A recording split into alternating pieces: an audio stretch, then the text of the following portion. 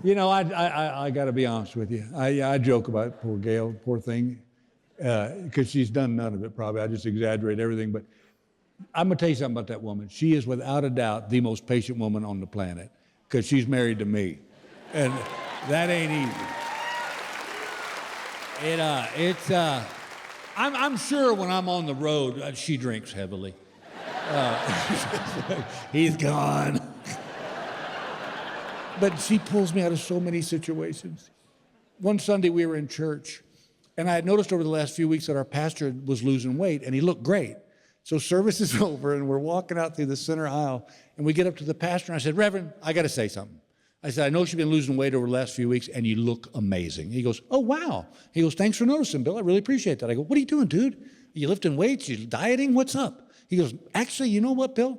All I do is I go to the gym, and I swim laps for an hour every day. And I go, that's it? He goes, that's all I'm doing. I said, well, keep it up, man. It's working. That's great. Yeah, funny story about that. My granddaddy was a lap swimmer. He goes, was he really? I said, oh, yeah.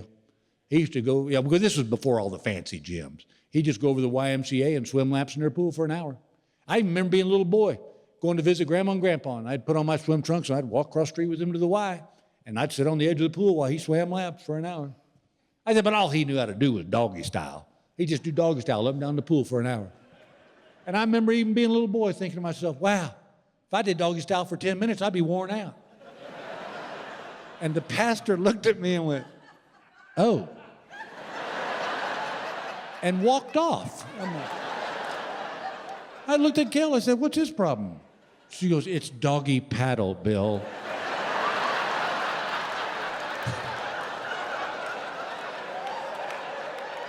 Tomato, whatever.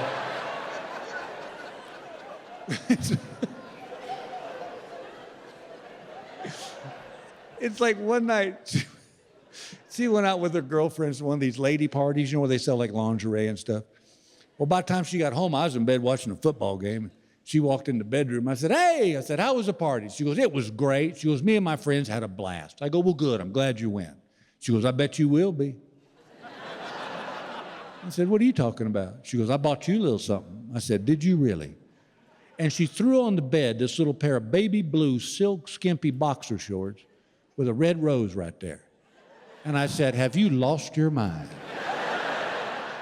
She said, fine, sorry I thought about you, and walked out of the room. I'm like, oh, way to go, Bill. All I had to do was say thank you, put them up in the closet, nobody ever sees them again. But I tried to be Mr. Funny Man, and I hurt her feelings, and I felt bad.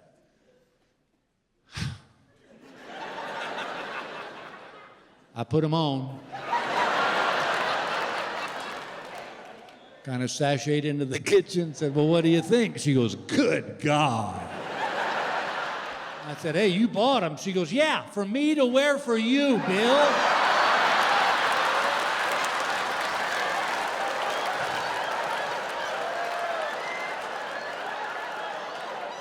Whoops.